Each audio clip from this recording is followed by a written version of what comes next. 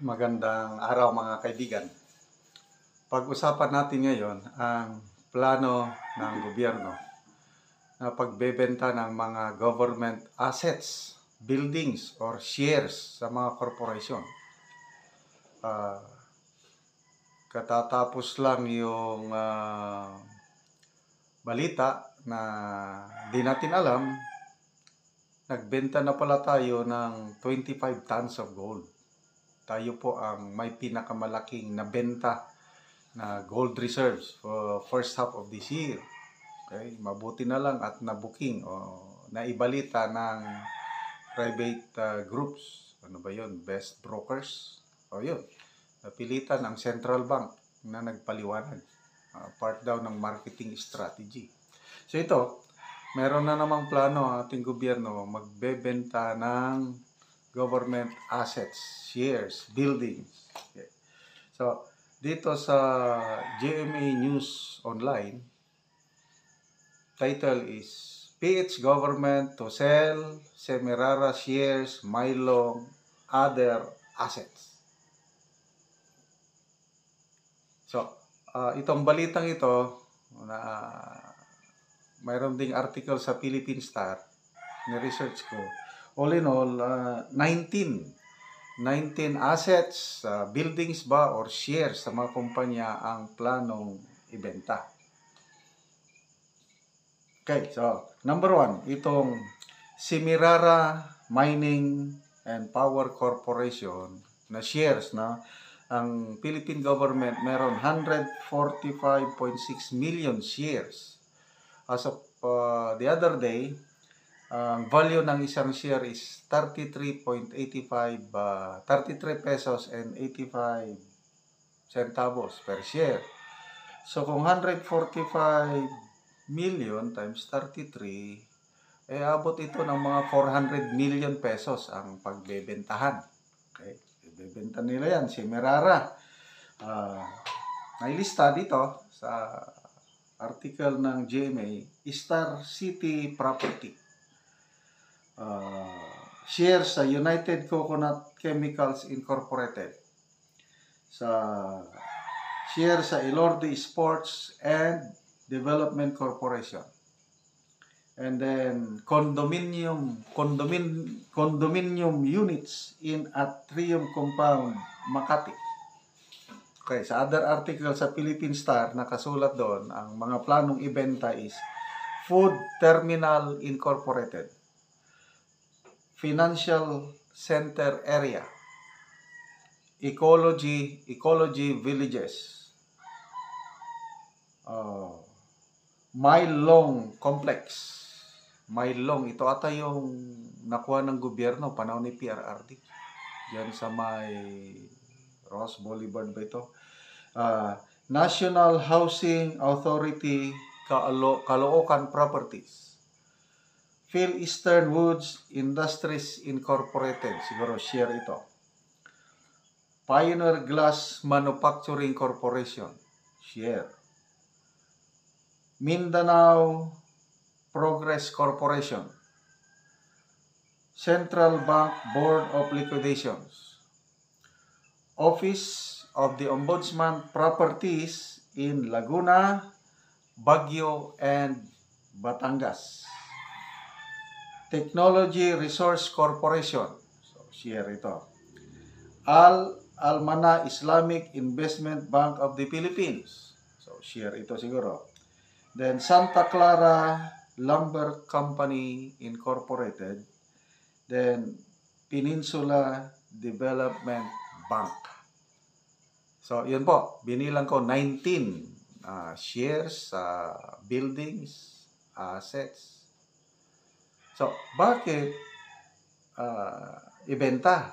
Okay. So, ito, nagsalita ang Department of Finance Undersecretary Domini Velasquez. Sinabi niya ito sa Management Association of the Philippines General Membership Meeting in Taguig City. Sabi niya, we needed to scout for new funding sources without inflicting new taxes, considering the 2-year period of high inflation we experienced before. Kailangan ng funding. So, in a way, maganda naman ito sana dahil ayaw nilang magpatong ng karagdagang buwis at ang naisipan ng Department of Finance is magbenta. Tinawag nila nito na unproductive assets. Kaya ibenta na lang daw. Okay. So, okay. Department of Finance has undertaken initiatives to increase or beef up non-tax revenues through the sale of some of the idle assets we have in the government. O bakit idle assets yung Semirara? Semirara, mining company ito, bakit ibebenta mo yung function itong Semirara eh? Matagal na itong Semirara. I don't believe so na idle. Kumikita ang Semirara, eh bakit ibebenta? Ano pa? These idle assets, sabi ng USEC, will not only generate revenues for the government but will also increase the value of these assets that have been lying around in Metro Manila, for example. We are offering a range of these valuable assets for investments in the next few years. Siguro yung mga building o mga pwede idle, kailangan yung mga share sa mga kumpanya.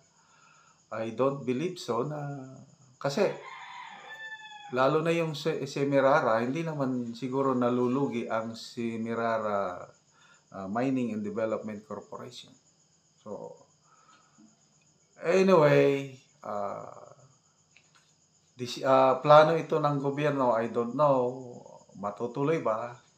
Maalala ko tuloy, panahon ni